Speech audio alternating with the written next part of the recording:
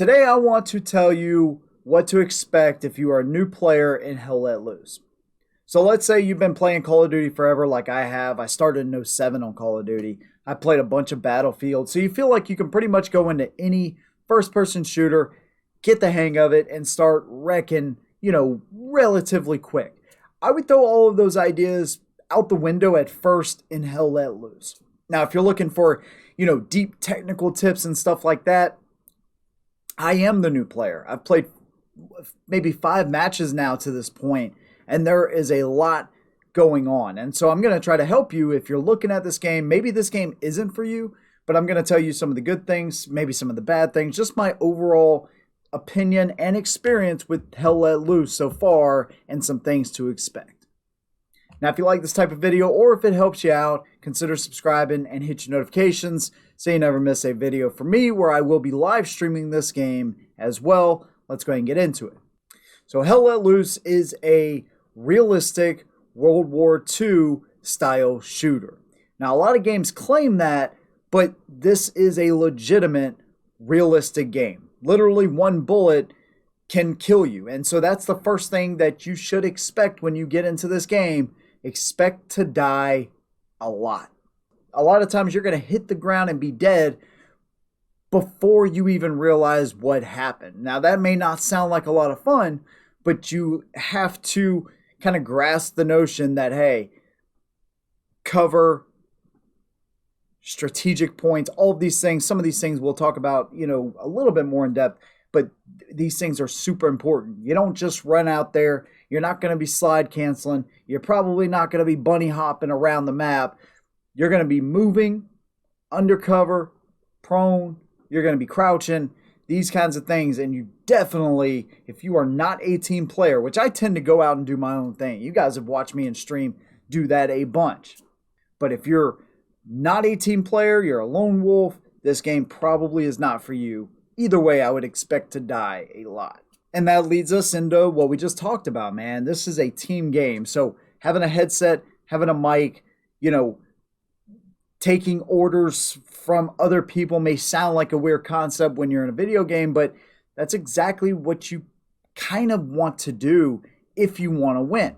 Now, of course, you can kind of, cut everybody else off and, whatever, but, you're going to be taking orders from a commander, and by working together, that's how you're going to take sectors. So this game, kind of think of it like Battlefield, except once you capture a sector, it doesn't mean that, oh yeah, you just move to the next sector and everybody kind of falls back. So there's garrisons and there's outposts that commanders are going to build for you. And if you end up being a commander or an officer, those garrisons are really important. So you want to build those things in a strategic spot so that way, your team and your squad can spawn in areas that make sense with a particular area you're trying to take.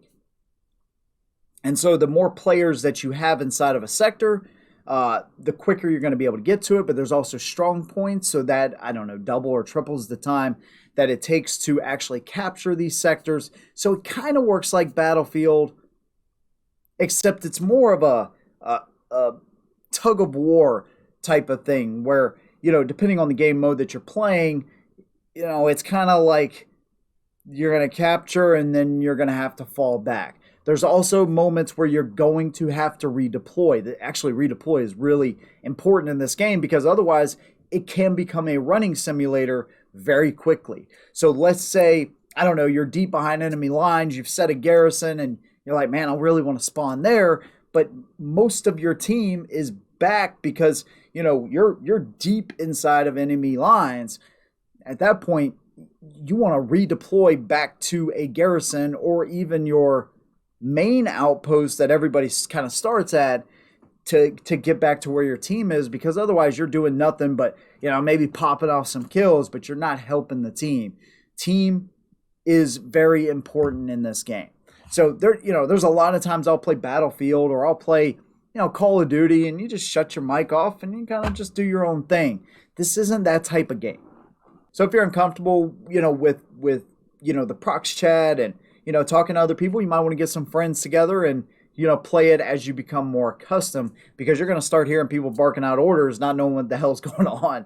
And, it can get pretty intense very quickly. Another thing I would say is watch some videos, man.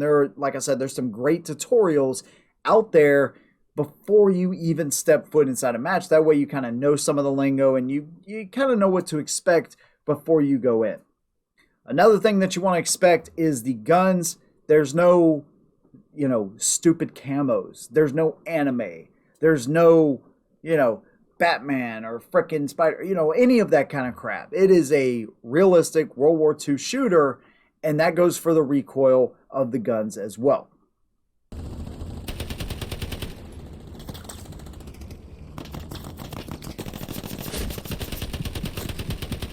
So, of course, that depends on the class that you go with, whether that's an assault class or whatever. The guns are going to react very realistic to how they would in real life. So if you try to pop off, 8 rounds out of an M1 Garand really quick, you're going to notice that you're going to be way up here by the time you get to probably the 3rd round or so. So you kind of have to slow yourself down, get control of that recoil, and I hear that there's a firing range or something coming, so that will really help you as a new shooter as well. Another thing to know, you have underhand throws, you have overhand throws for your grenade. Don't be like me and just think that, hey, left trigger, I'm playing on PlayStation 5 by the way, but left trigger, twists off the cap or pulls out the pin, right trigger, you chunk it. No, as soon as you press left trigger and you have a grenade in your hand or a grenade equipped, it's going to be an underhand throw. You do right trigger, that's going to be an overhand throw. Trust me, I killed teammates and I think even myself doing that exact thing. Oh shit.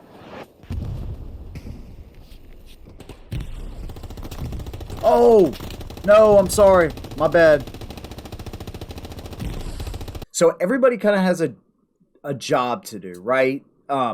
If you end up being a commander, which I don't recommend, starting out, but if you do, you have to build garrisons. You have to build outposts for your team. If not, you're just a sucky commander, right?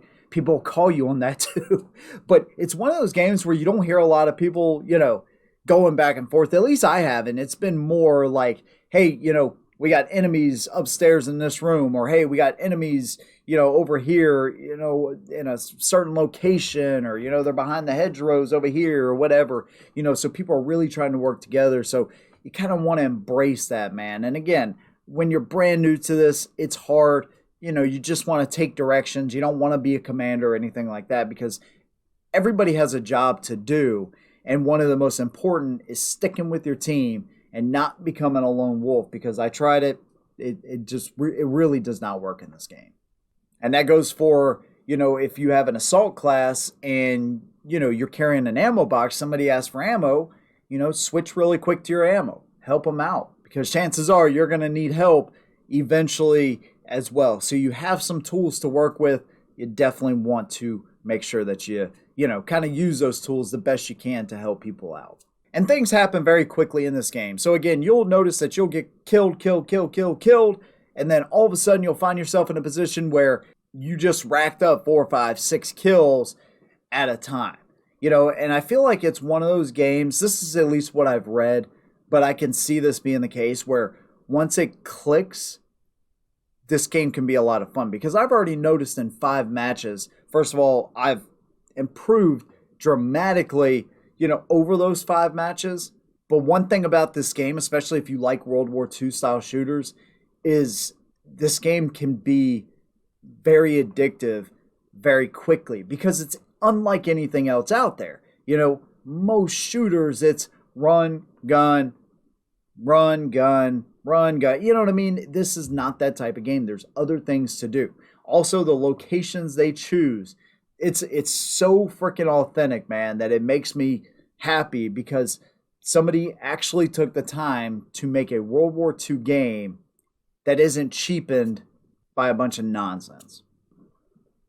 And overall, man, I've been having a fun time with this, dude. I like World War II shooters. I like World War II stuff in general. I'm a collector of World War II guns and memorabilia and trophy items and stuff like that. So it's something I'm really into, and it's nice to see a genuine World War II game. And this one's a good one, man. It looks like the developers are, putting out all types of maps and addressing some issues that the community has. So I'm pretty excited about this one, man. If you're looking for an alternative to Call of Duty or Battlefield or something like that, or even like, I played Battlefield 5 for the first time in forever the other day. I actually live streamed it, and I was like, man, how good this game was.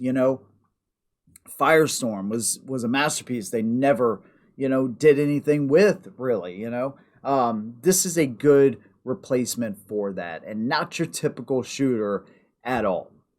So that's where I'm at with it, man. I'm having a good time with it. Another thing to expect, by the way, is sometimes these matches can go for like an hour and a half. Sometimes they go, 20 minutes, 30 minutes maybe, depending on the team you're on, but they can be quite long as well. There you go, man. Thank you guys for joining me. I'd love to hear what your thoughts are on Hell Let Loose. Are you playing it? Are you having a good time? What are some of the experiences you've learned? I'd love to hear those things down below. See you on the next one. And as always, hold them down.